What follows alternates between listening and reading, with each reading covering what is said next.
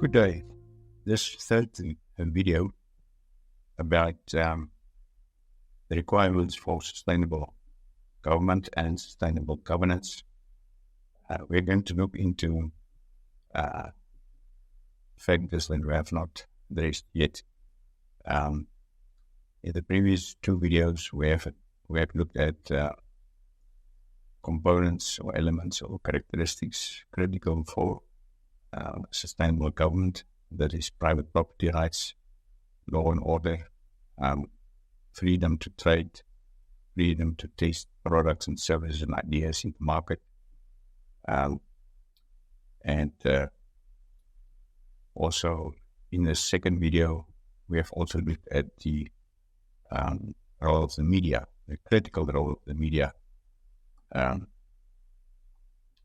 in sustaining government, because they disclose what government and the state, that sometimes is the small borderline between the two, do not want the people to know, especially if you have a large defense force and you have a national intelligence and you have a deep state, as in most countries, probably in the world. Now, this means that we haven't looked only at those challenges or these requirements in the previous two videos. There are others as well, but today I'm going to focus on one of the important elements, and that is the ability for effective and efficient policy formulation. In order to create an environment of not just sustainability, but to create an environment of entrepreneurship in the country, so that the private sector can flourish with the four factors of production, and namely land, property rights, capital, to be able to inspire great incentives for investors to come and invest in a country. Then also labor, to create a skilled labor force that's competitive, and also a flexible labor force, as in the Nordic countries, so that you can change your production as fast and quick as possible. And then also the obviously the entrepreneurship opportunity for people to realize entrepreneurship only being provided by opportunities in the form of not only incentives, but also an environment conducive to encourage people to start becoming entrepreneurs. Like, for example, in America, the land where people can make it. That's the reason why Elon Musk also went to America and actually made it big time in America, land of opportunity. Now, policy formulation. Who should be involved in policy formulation? Well, the old school idea of public management and governance, also related to a socialistic and communistic nature, is that there should be single planning, and the government should drive the policy formulation and implementation. However, in the last few decades, a new thought frameworks developed, such as network governance, value-added governance, and several other, which the participation of the stakeholders in policy formulation becomes more and more important, and where the government is not even the most important stakeholder. They are just one of various stakeholders. They to facilitate and to coordinate, but not even the most critical one. The most critical component in policy formulation is the people of the country. They are the most important, and if they don't participate, and if government don't enable them to participate by creating a world-class educational system, in order them to have the confidence and the knowledge and the skills to present themselves articulately and orally, then those people will not be able to participate. So policy formulation is also interrelated and interdependent on the education level of people in a country and the other environment created by other environment. I mean now the leadership in the country, the tax base in the country, for example, the openness, transparency in the country granted also by a free press. Now, what should be the role of government in policy formulation? As I've said already, should be the role of coordination and facilitation. So the community should be involved, depending on the specific policy. If it's a policy about, for example, investment creation, here I must also mention that many countries, most countries in the world, don't even have legislation on foreign direct investment and investment policy, and I don't imply here that they should have one. I don't actually agree that there should be a policy or a law on policy, investment policy promotion, for example, foreign direct investment or related, because that most of the time it discourages people to actually invest in a country instead of incentivizing investors to invest in a country. So in such a policy, to inquire investment, obviously, people that should be involved are the investors, foreign direct investors, portfolio investors in the country, people that the big companies that invest in the stock exchange, also small medium enterprises, also the informal sector, then the obviously then also the employers, employers federations, also trade unions, then the government as a coordinator of that specific, and so to create a broad spectrum of stakeholders that's involved. One can also include banks. That's very important to create a banking system for the free flow of money between countries with all the recent FIA requirements in order to handle that effectively and efficiently, because that can be a huge obstacle for money to flow between, for example, Africa and European countries due to the money laundering and cybercrime taking place. Now, the big businesses should play a very important role in policy formulation, because they have the ear of government in order to listen to the leverage they have, the influence they have on creating investment in a country. Investment should be based on economics and not politics, and specifically not just politics of the day. If a country, for example, discourages investment by overprotecting local businesses without creating penalties over time for paying for not improving the quality and just providing subsidies and quotas, then it will be very difficult for foreign companies or other countries in neighboring countries to invest in such a country. Professional, also the problem with the fragmentation of professional people in terms of making it very difficult for the recent economic integration of professional people to travel between countries and to work between countries can be a huge obstacle if that's not addressed in investment promotion policy, for example. Now, the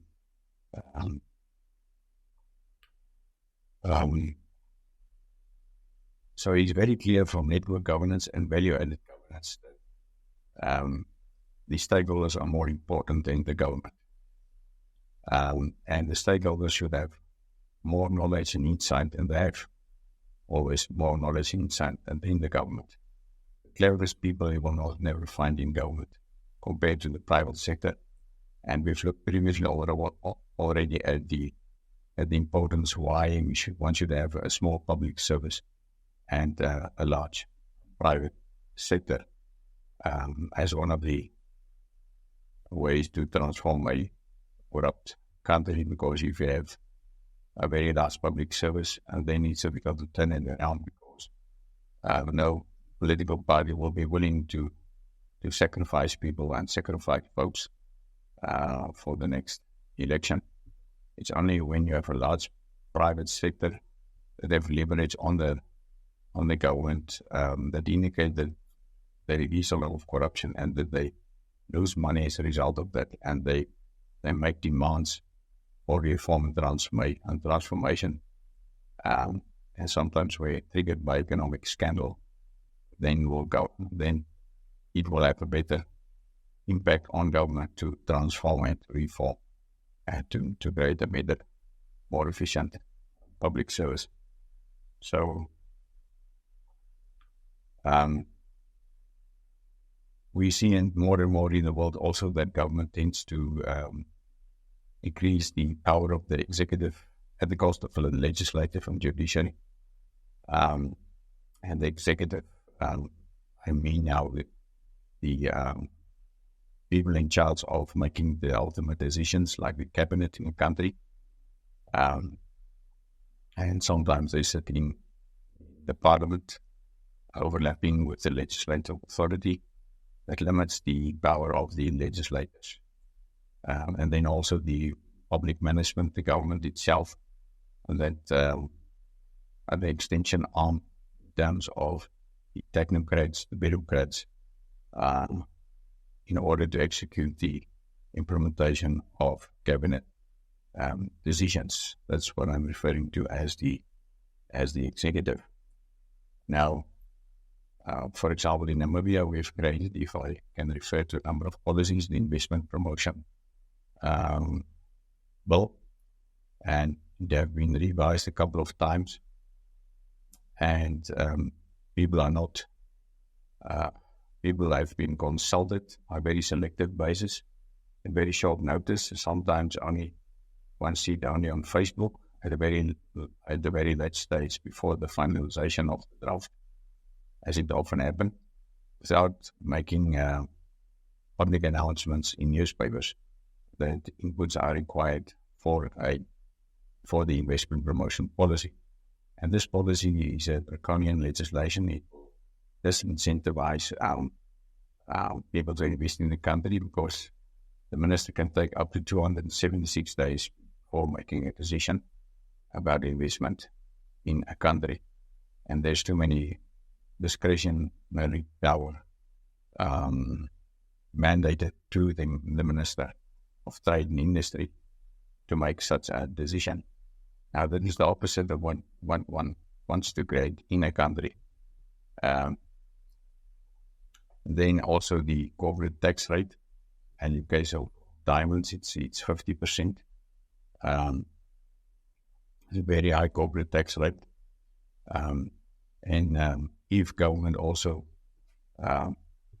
make a policy that, for example, the state should have 50% ownership in all mining rights, then it will discourage investors. Because where is that money coming from? Isn't government going to pay for those shares?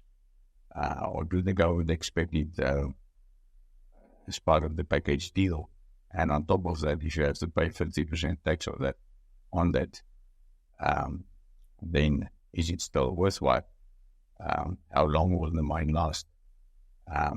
So all these are disincentives for investors to be involved. However, people in the country should be financially literate and understand cash flow statements. Those people sitting on boards like Namibia, that is a when the government has 50% shareholding and bears the other 50% that I'm in the company, those people are not always financially literate to interpret cash flow statements, to interpret financial statements, to see the red flags in terms of operating expenditure, the different ratios financially, and not always capable to advise how that should be run. So government should, in such a case, then also appoint people, experts in the private sector, that, as far as possible, independent in order to sit on those boards and represent government interests, and not people selected by a minister, as is the going culture in Namibia. Of course, political appointments based on patronage will not result in merit. So, for example, then that's one of the problem areas of people sitting on boards, and I will talk about that in another video. So, I would like to refer also to another policy that's in Namibia, specifically the Employment Equity Act, and that's in the process of implementation, where all public entities that employ 10 and more people need to submit annually an affirmative action plan. Previously it was up to 25, now it's 10. And so that means that if you're a farmer, and then you have to submit an affirmative action plan, it also means that you cannot just hire a person on short basis, short notice. You need to provide such a vacancy, indicate such a vacancy to the employment commissioner, who will then find a suitable candidate on your behalf. And that is typical an element of socialism. That is a policy that is draconian. It's a policy that cannot work. It's a policy that will not encourage private sector and farmers will split up in different smaller entities, close corporations on which they need to pay also tax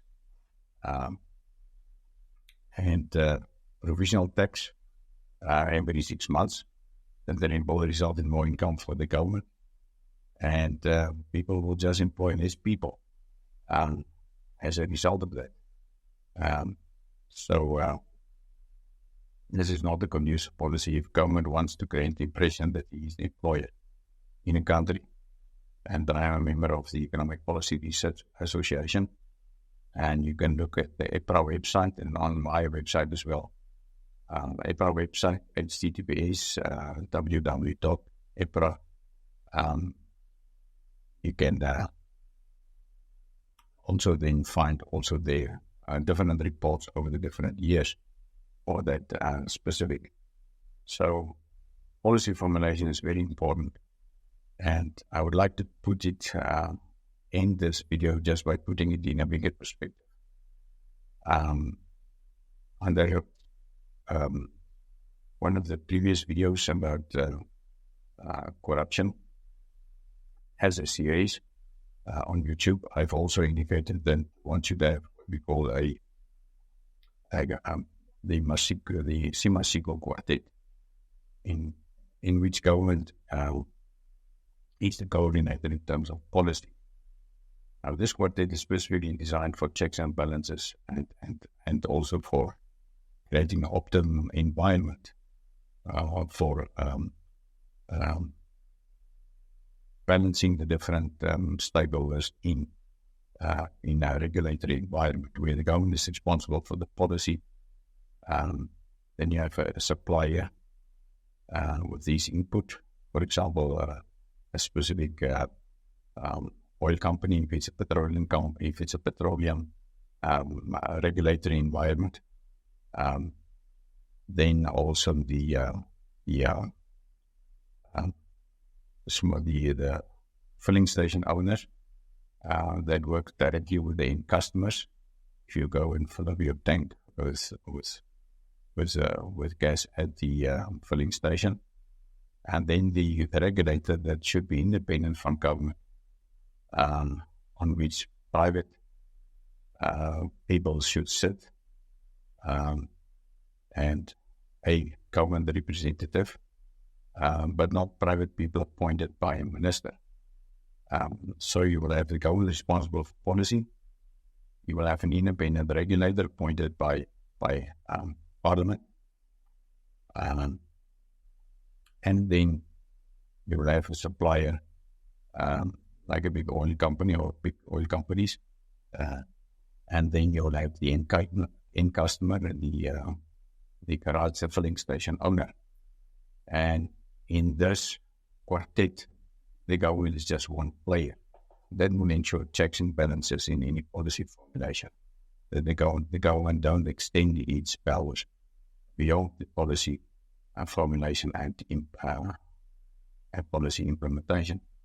Community can also be involved, and these stakeholders should also be involved and tasked with policy implementation, because they were then involved in the whole process.